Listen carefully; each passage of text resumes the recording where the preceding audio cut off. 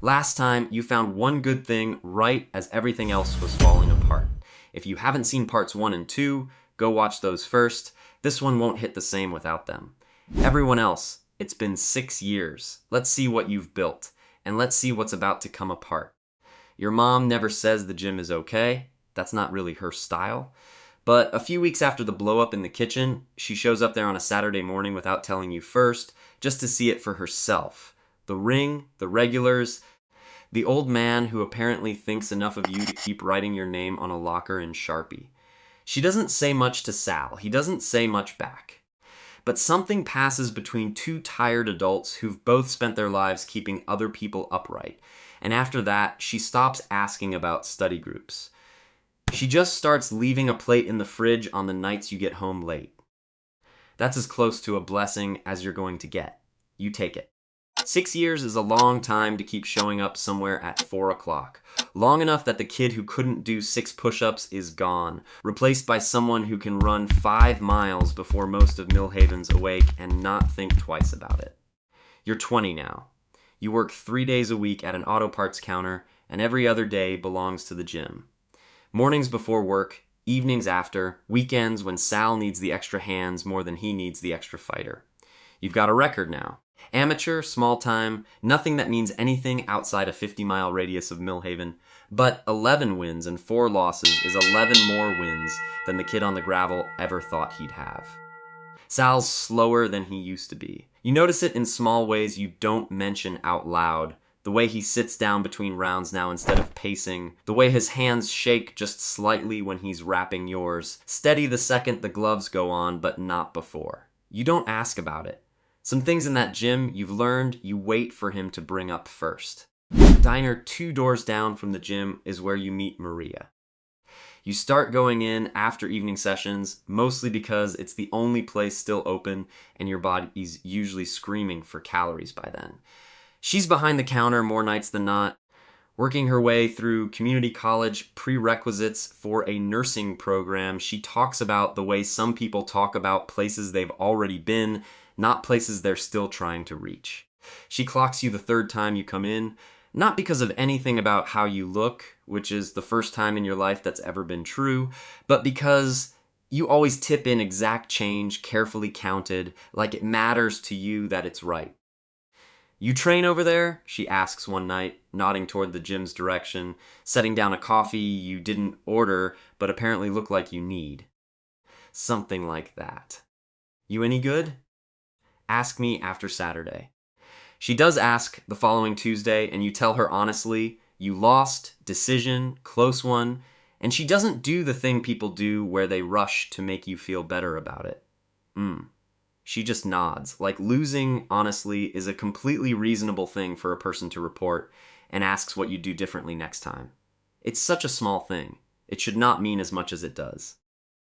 Over the following months, it becomes a pattern you don't examine too closely, because examining it might scare it off. You show up, she's working, you talk for however long her shift allows.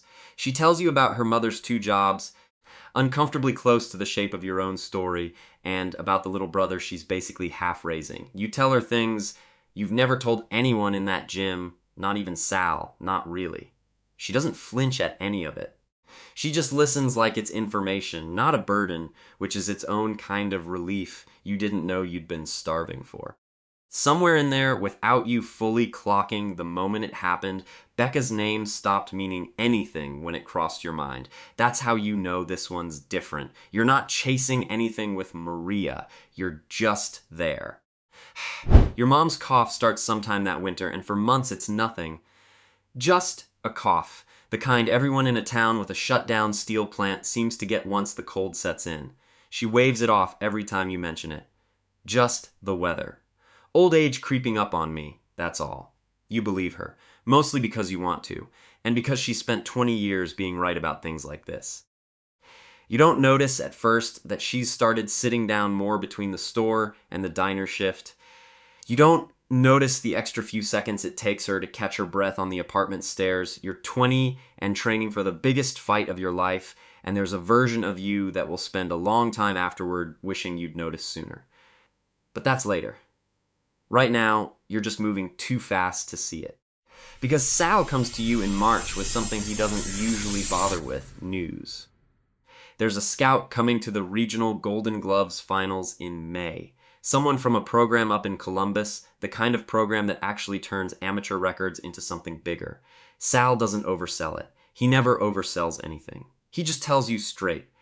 Win your bracket, fight well enough to get noticed, and there's a real door that opens. Lose, and probably nothing changes at all. That's the whole pitch. It's enough.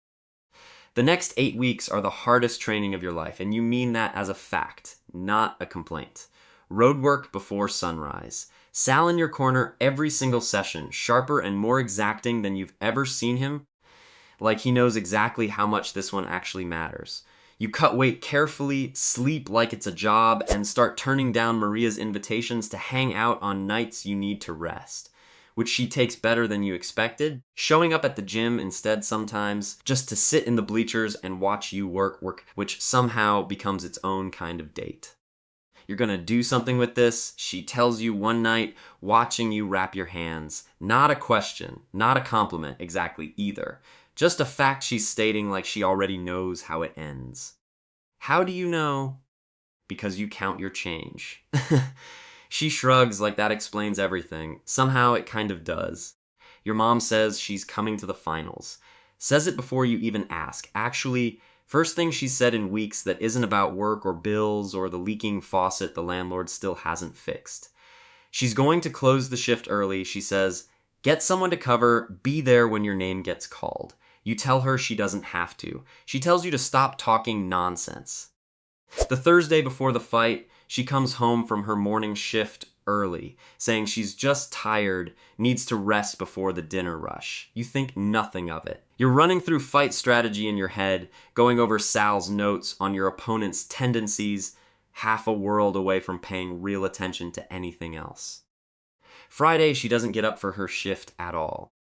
You find her on the kitchen floor a little after 6 in the morning, the coffee pot half filled and still running behind her, and for one long, silent, endless second, the entire world just stops. You've spent your whole life learning how to get back up after somebody knocks you down. Nobody ever teaches you what to do when it's the floor itself that gives out from under you. You're about to find out anyway. If you've ever had the ground disappear right when everything was finally going right, I want to hear it. This series is built from your comments, so tell me what you need to see happen in part 4. Like, subscribe, and I'll see you in the next one.